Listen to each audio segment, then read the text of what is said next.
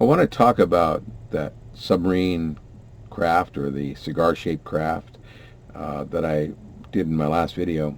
I want to go into a little more depth on it because I did mention during the last video that scriptures actually speaks of this craft. Basically, well, it's described as something a little different, but when you read these scriptures and see what they're talking about, you'll understand that it's referring to basically the same principles of this craft.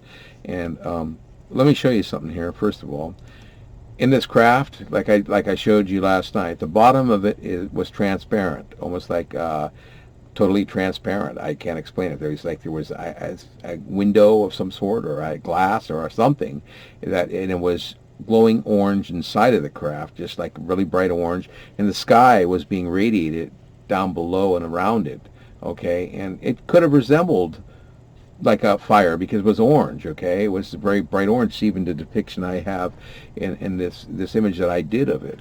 Okay, and you can see the aliens sitting in the seats in this craft, and that's what I saw. Okay, and let me go to basically the scriptural part of this.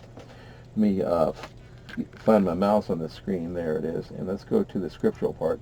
And I'm reading from, it's going to be reading from the English Standard Version, Exodus 13, and I'm going to start with 20 through the end. Now, basically, what they're talking about, this is when Moses led the Jews from exile and to the land of milk and honey, supposedly, and sent them on before him, and he said, God will guide you and guide you to the land of milk and honey. And this is what they believed. They believed God was guiding them. Well, they walked in circles in this desert for a very long time. And basically, I'm going to read this first of all, then we'll go into that. I'm starting with 20. And they moved on from Succoth and encamped at Etham on the edge of the wilderness. And the Lord went before them by day in a pillar of cloud to lead them along the way, and by night in a pillar of fire to give them light, that they might travel by day and by night. The pillar of cloud by day and the pillar of fire by night did not depart from before the people.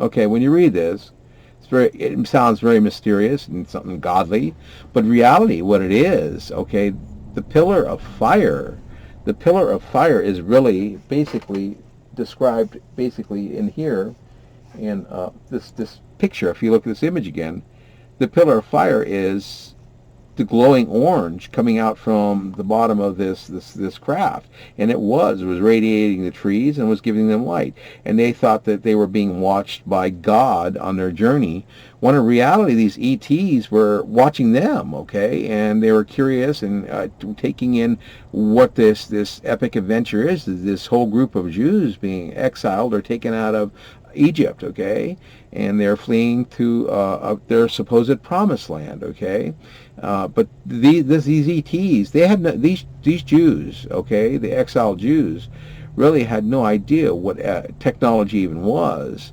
So when they see something like this in the sky, of course it had to be God, and of course they don't know what lighting is. You don't have any clue what fluorescent lights, LED lights, or any sort of advanced human lights that we've created are, and only they do know is fire and candles. Okay, so basically these beings are thinking this is God, when actually it's ETs following them and watching them. And they actually walked in circles for a very long time. The exact amount of time is in the scriptures, but it went on for years. They walked in circles according to scriptures for some 40 years, and if I'm not mistaken, and never did find the promised land, and they didn't go very far in all that time. They just kept walking in circles.